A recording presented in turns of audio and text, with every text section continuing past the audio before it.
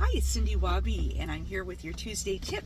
I've been gone for a couple of weeks, and when I came in yesterday, there was a mountain of mail and messages on my desk. And so I spent yesterday afternoon and evening returning calls, mostly to folks who are wanting to meet with me to have me handle their loved one's estate. And in several of those situations, that is because a death has occurred. Someone's lost a parent or an uncle or aunt, and they're the person in charge. And so they call me and want to book an appointment. And the first question I always ask is this a situation where there's a trust or a will? And the reason I ask that is because I need, as a liquidator, I need to verify that you have the authority to do what you're asking me to do.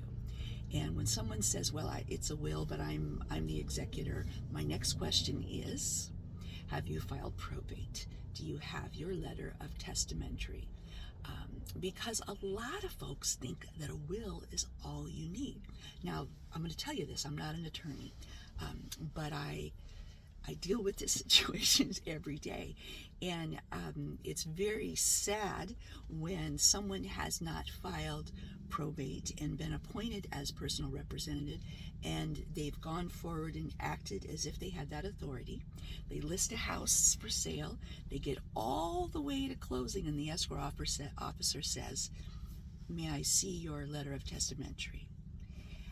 So that I know that you can sign these papers. And you say, well, I'm the executor. Well, yeah, did you file probate? And I've seen deals fall through. I've seen houses go back to the lender because the individual that should have been the personal representative thought that all they needed was a will. In the case of a trust, trusts are a vehicle that allows you a very smooth transition, and there's very little to do. You can act, if you're the trustee, you can begin to act immediately.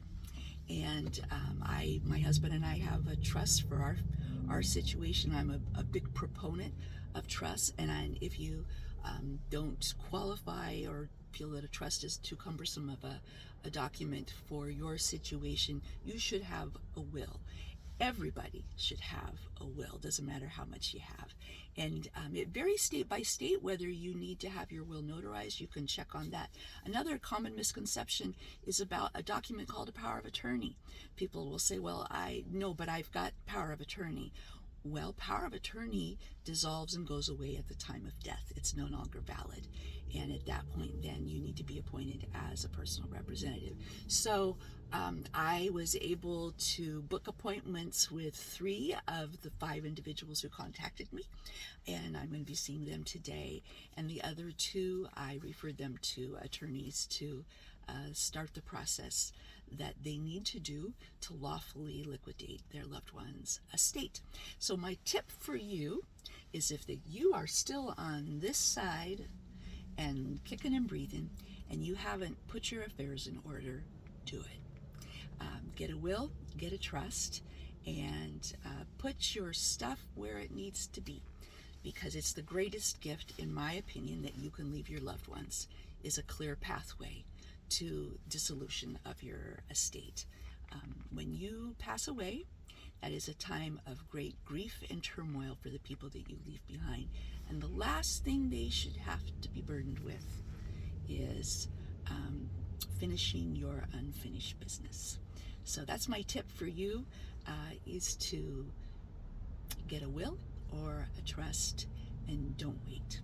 Life is unpredictable at best, and it's the nicest thing you could do for the people you leave behind.